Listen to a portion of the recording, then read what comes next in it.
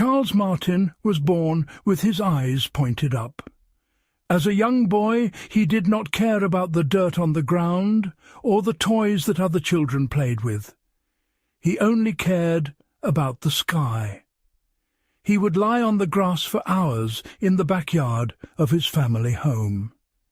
He watched the white clouds slowly move across the huge blue space. He watched the birds fly in circles. He wondered what it felt like to be up there. He wondered what the world looked like from a place so high and quiet.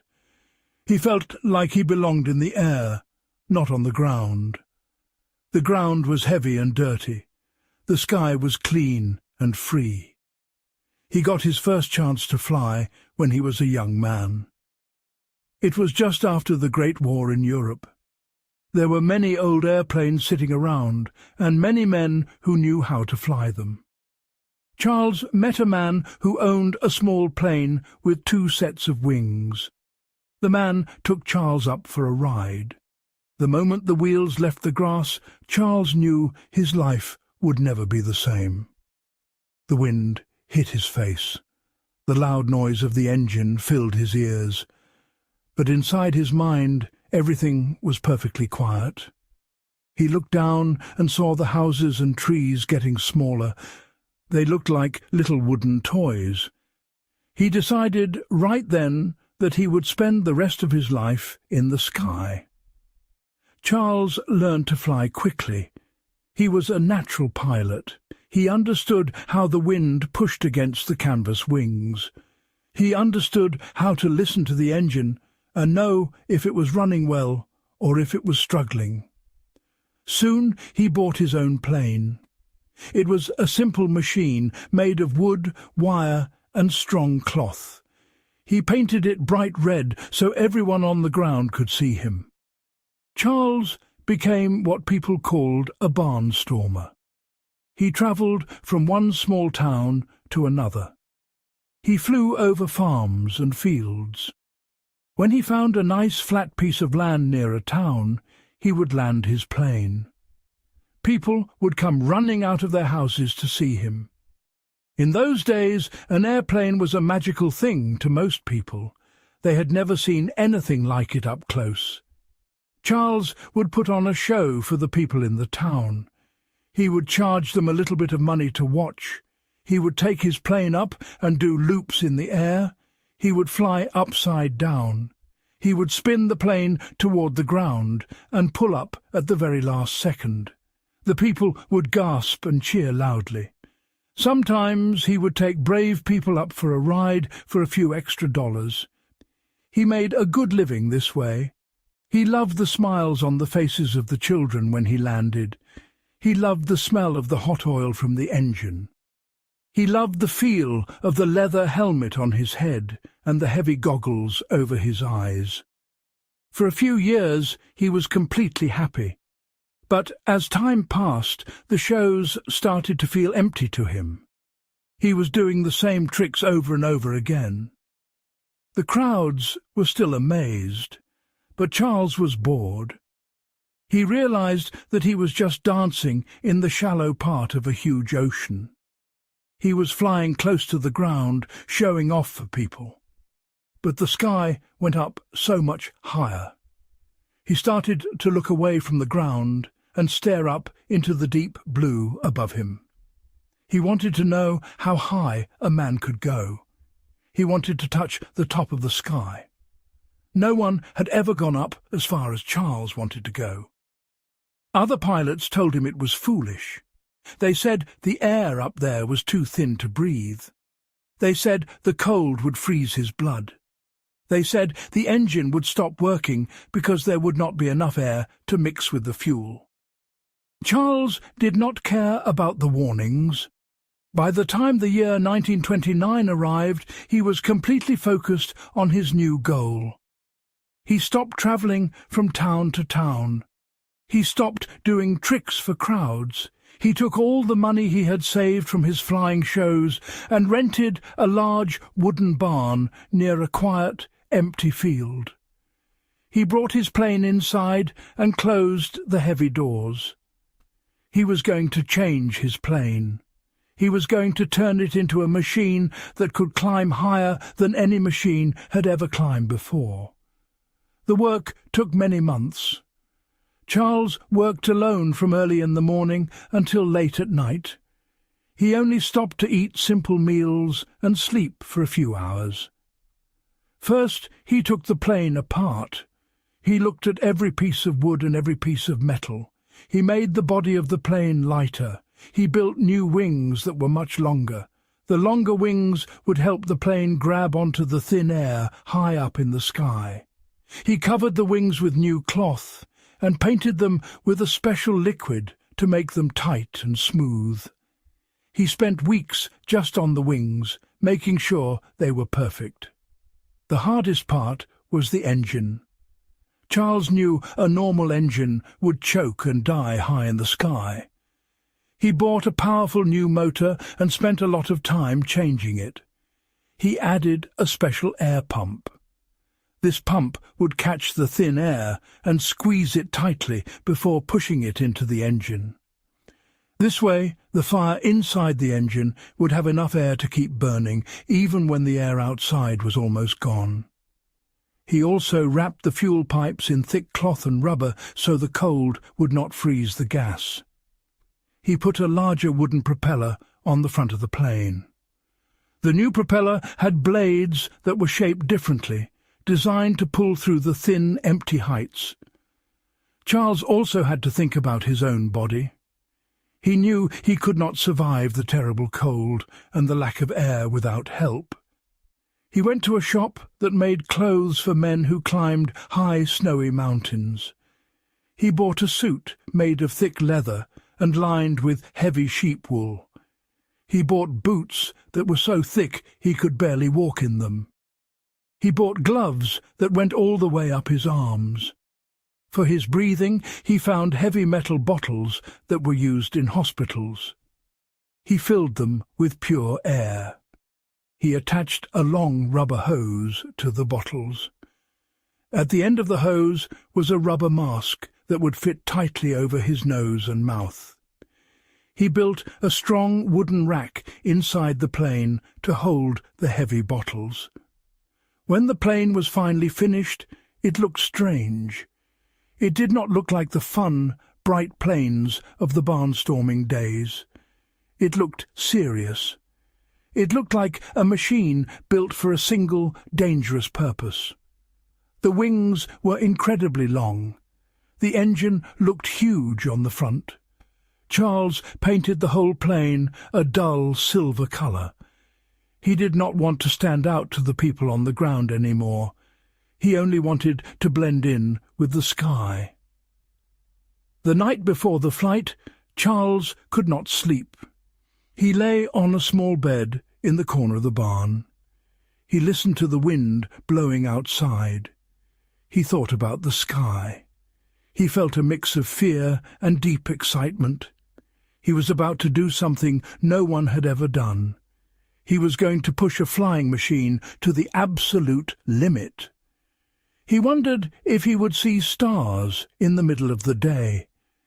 He wondered if the sky would turn black. He wondered what it would feel like to be completely alone, higher than any bird, higher than any cloud. Morning came slowly. It was a cold, clear day in late autumn. The sun began to peek over the trees, casting long, pale shadows across the field. The grass was covered in white frost. Every step Charles took made a crunching sound. He opened the big barn doors. The cold air rushed in. He pushed the silver plane out into the field. It rolled smoothly on its wheels. He checked everything one last time. He checked the wires that held the wings. He checked the fuel tank to make sure it was full. He checked the oil. He opened the valve on the air bottles and listened to the soft hiss of the air flowing through the rubber tube. Everything was ready. Charles put on his heavy clothing. First he put on thick wool underclothes. Then he stepped into the big leather suit. It was stiff and heavy. It felt like wearing a suit of armor. He put on his big boots and laced them up tightly. He wrapped a thick wool scarf around his neck. He put on his heavy leather helmet. He left his goggles resting on top of his head for now. He climbed into the small seat of the plane. It was very crowded with the heavy suit and the air bottles beside him. He strapped himself in tightly with thick belts across his chest and waist. He reached out and flipped the switches to turn on the engine. Then a friend who had come to help him walked to the front of the plane. The friend grabbed the large wooden propeller. Charles yelled to let him know he was ready. The friend pulled the propeller down hard and stepped away fast. The engine coughed once, twice, and then caught fire. It roared to life. A big cloud of blue smoke blew out of the pipes. The noise was incredibly loud. It shook the entire plane. Charles felt the vibration in his bones. He let the engine run for a few minutes to warm up the oil. He watched the needles on the small dials in front of him. The oil pressure was good. The temperature was rising slowly. Charles waved his heavy glove at his friend. His friend waved back and walked away from the plane. Charles pushed the handle to give the engine more gas. The roar grew louder. The plane started to roll forward over the frosty grass. It moved faster and faster. The tail of the plane lifted off the ground. Charles held the control stick steady. The wind rushed past his face. The long silver wings caught the cold morning air. With a gentle pull on the stick, Charles lifted the plane off the ground. The wheels stopped spinning. He was in the air.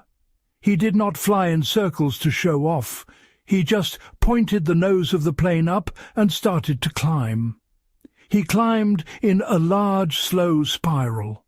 He looked down and watched the green and brown fields slowly turn into a flat patchwork quilt. The trees turned into tiny green dots.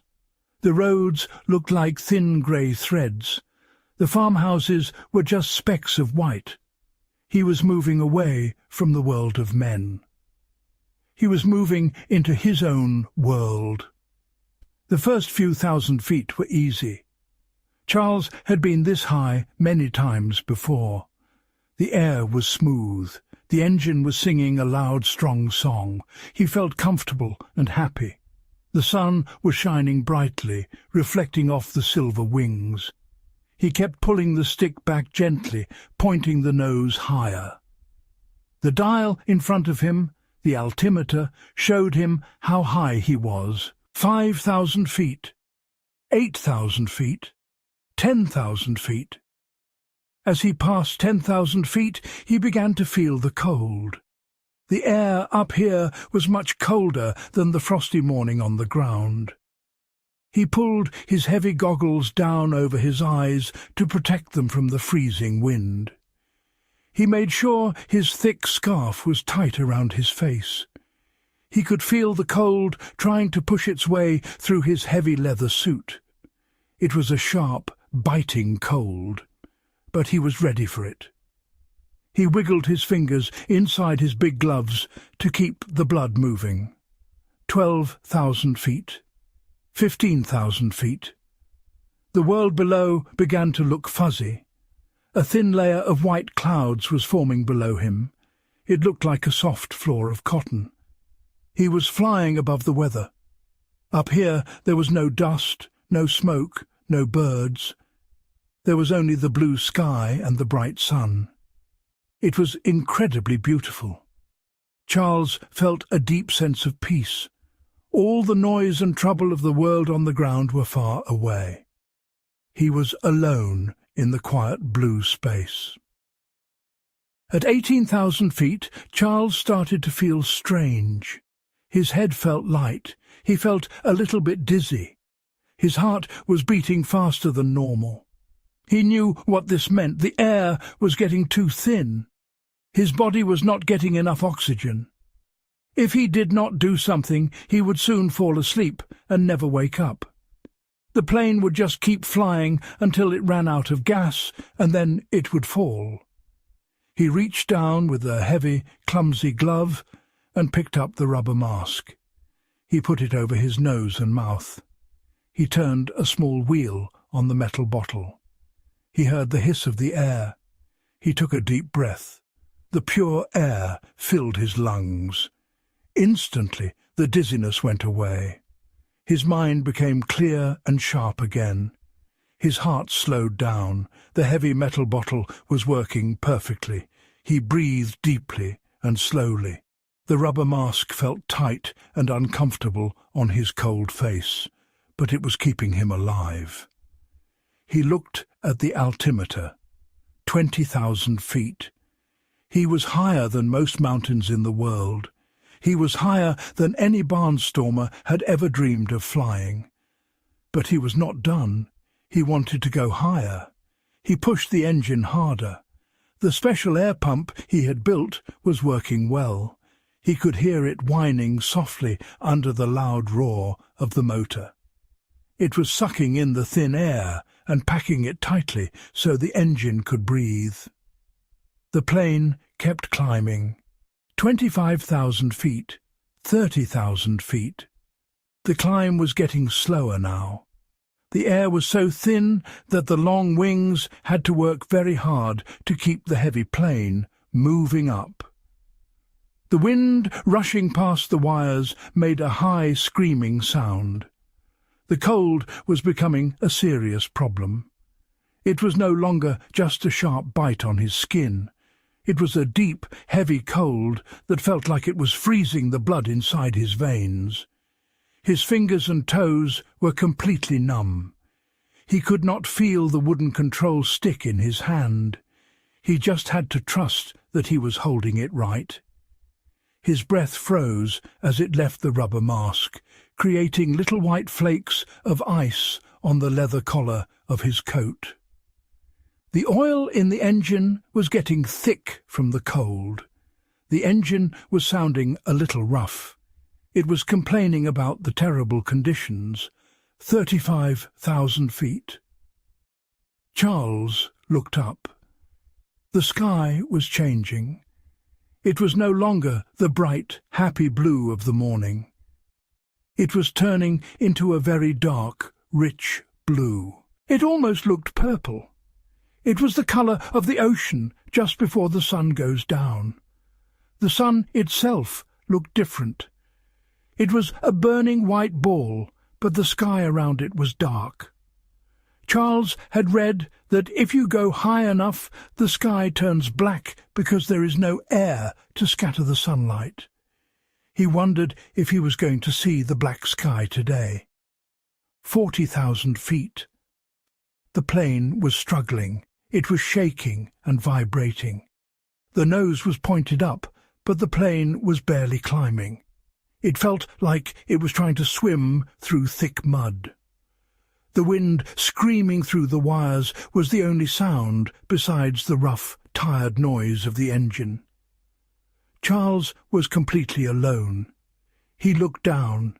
The earth was completely hidden by a solid white floor of clouds. There was nothing below him but white, and nothing above him but dark blue. He felt a strange feeling in his stomach. It was a feeling of being completely disconnected from the world. He was no longer part of the earth. He was a creature of the sky. The altimeter needle slowly crept past 42,000 feet. The glass on the dial was covered with a thin layer of frost. Charles had to wipe it with his clumsy glove to see the numbers. 43,000 feet. The engine sputtered. It coughed loudly. Charles felt his heart jump. If the engine died up here, he would fall out of the sky like a stone. He quickly adjusted the mixture of fuel and air using a lever on the wall of the plane. He gave it a little more gas. The engine caught again and went back to its rough, loud roar. He breathed a sigh of relief inside his rubber mask. 45,000 feet.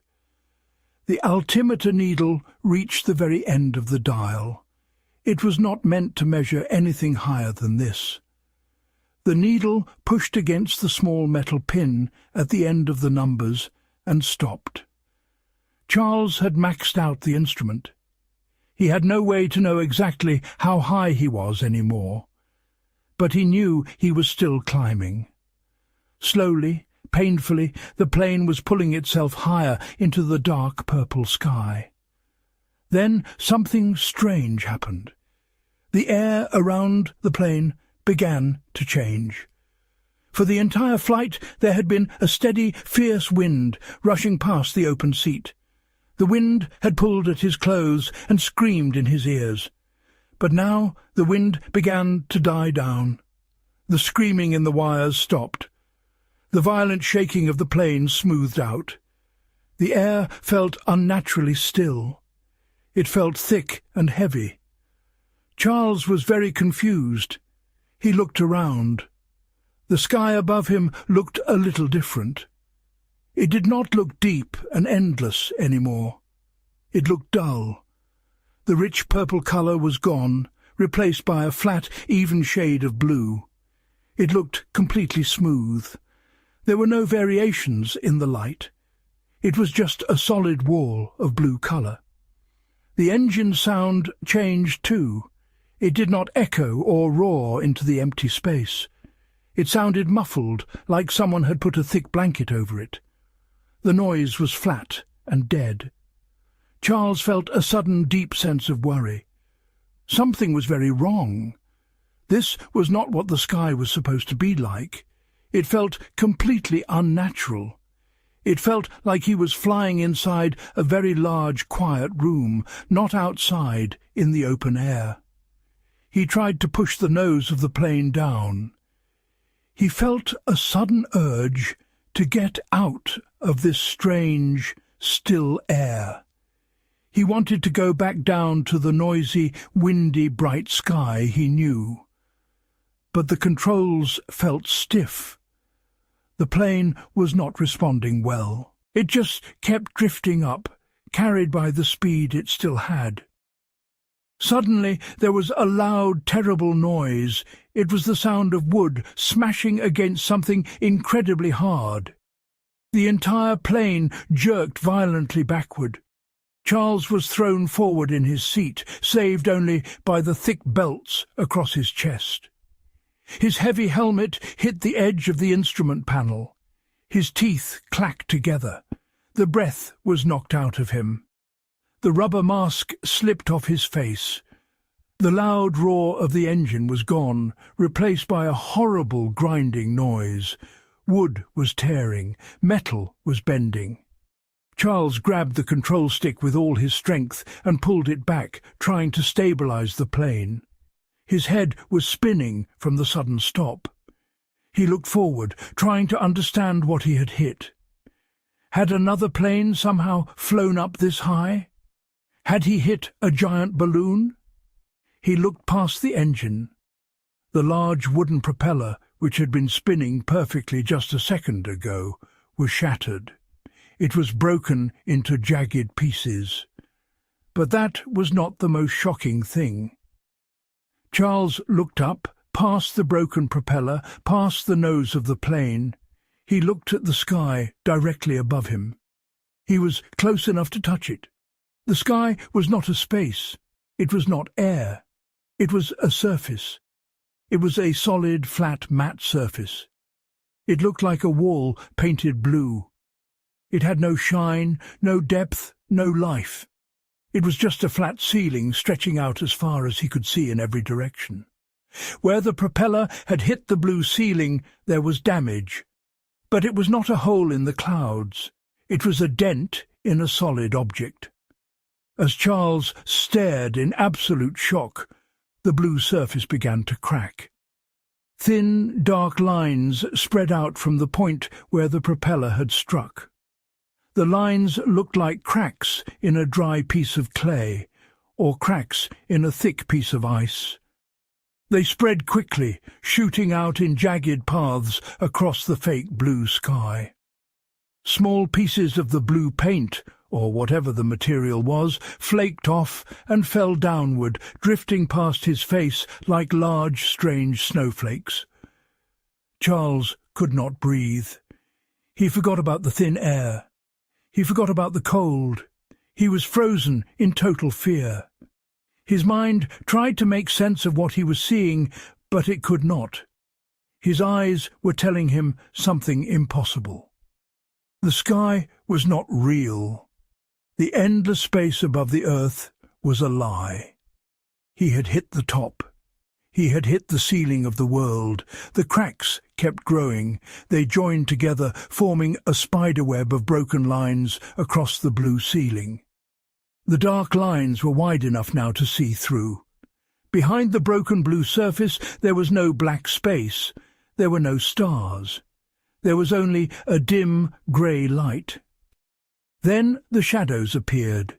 Huge, blurry shapes moved behind the cracked blue ceiling. They were impossibly large. They blocked out the dim grey light as they shifted and passed over the broken area.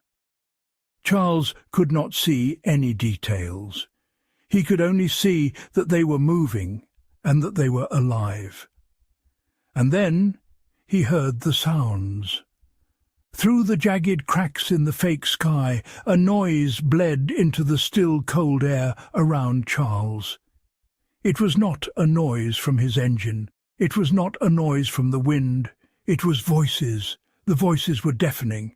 They were so loud they made the metal of the plane vibrate, but they did not sound like human voices shouting.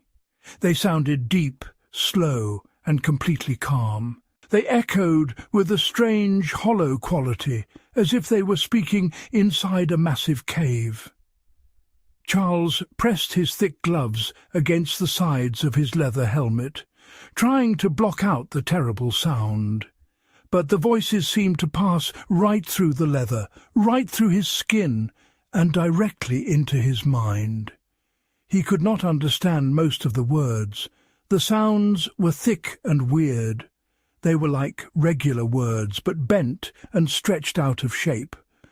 The voices spoke over each other in a messy, rumbling conversation. But as he listened, trembling and gasping for air, a few words became clear. They were spoken slowly by one of the massive shadows moving above the cracks. He heard someone mention checking the glass. He heard someone mention the damage on the edge. A second voice, even deeper, answered. The second voice said it was just a small impact inside the terrarium. Terrarium. The word hit Charles harder than the physical crash of his plane. He knew that word. When he was a boy, he had a glass box in his bedroom. He put dirt in it and rocks and a small pool of water. He put beetles and grasshoppers inside.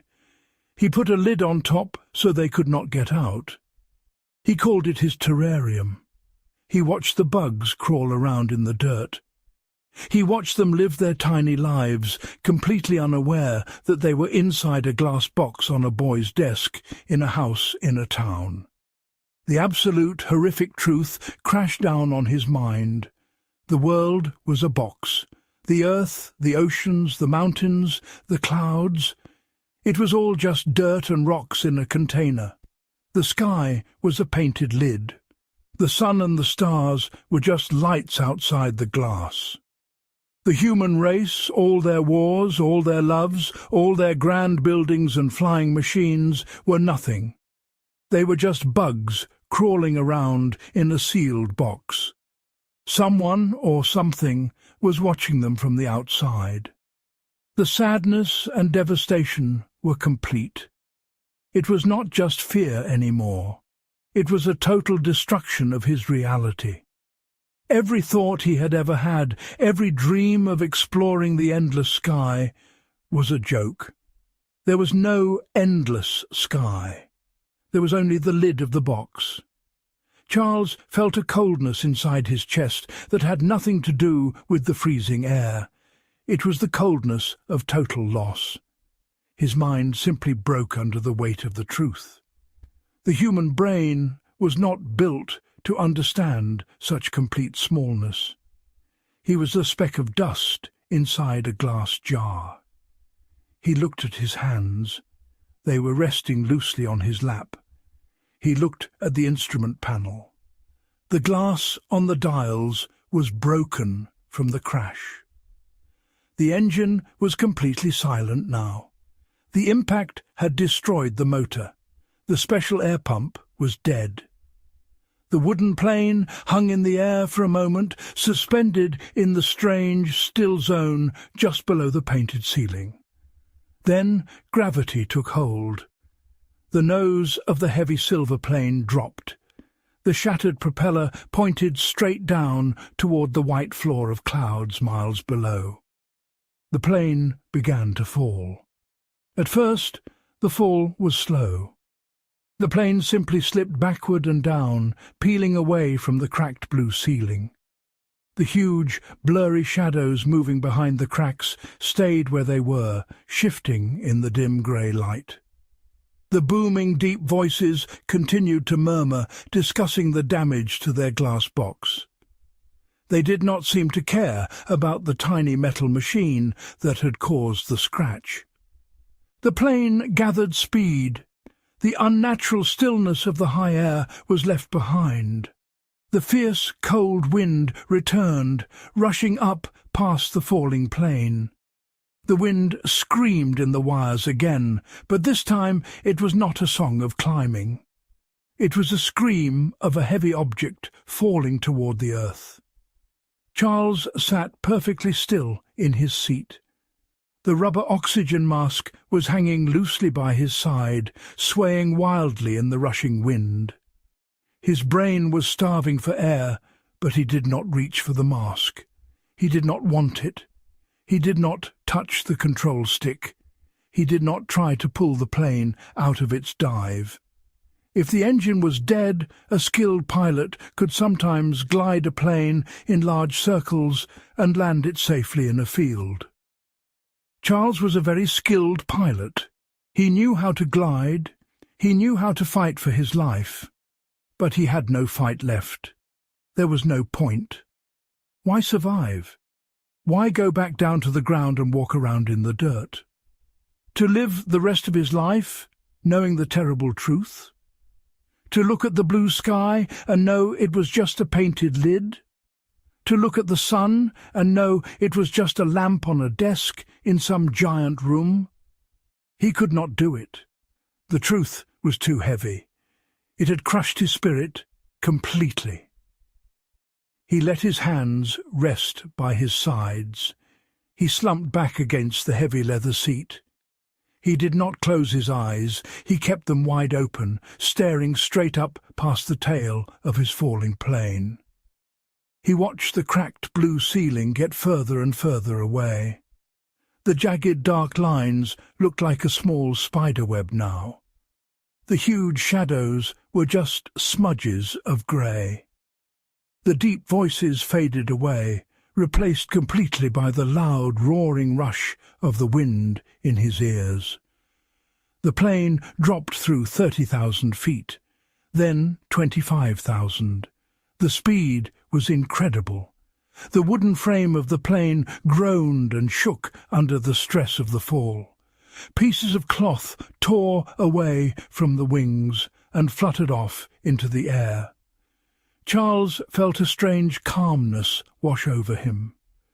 The freezing cold did not hurt any more. The lack of air was making his vision go dark at the edges, but he did not mind. The panic and the horror were gone, replaced by a quiet, dark emptiness. He was done. His journey was over. He had wanted to find the top of the sky, and he had found it. He was the only man in history to learn the real shape of the world. The plane plunged into the thick layer of white clouds at 15,000 feet. The bright sunlight was instantly gone, replaced by damp, grey mist. The moisture in the clouds froze on the silver wings and the broken engine. The plane tore a hole straight down through the cloud layer. When the plane broke out of the bottom of the clouds, the earth was rushing up to meet it. The green and brown patchwork quilt of fields was growing larger by the second. The tiny white specks were turning back into farmhouses. The thin grey threads were turning back into roads. It was the world he had known his whole life, the world he had tried so hard to escape. Charles Martin, the bravest barnstormer, the man who wanted to touch the stars, did not blink. He did not brace for the crash.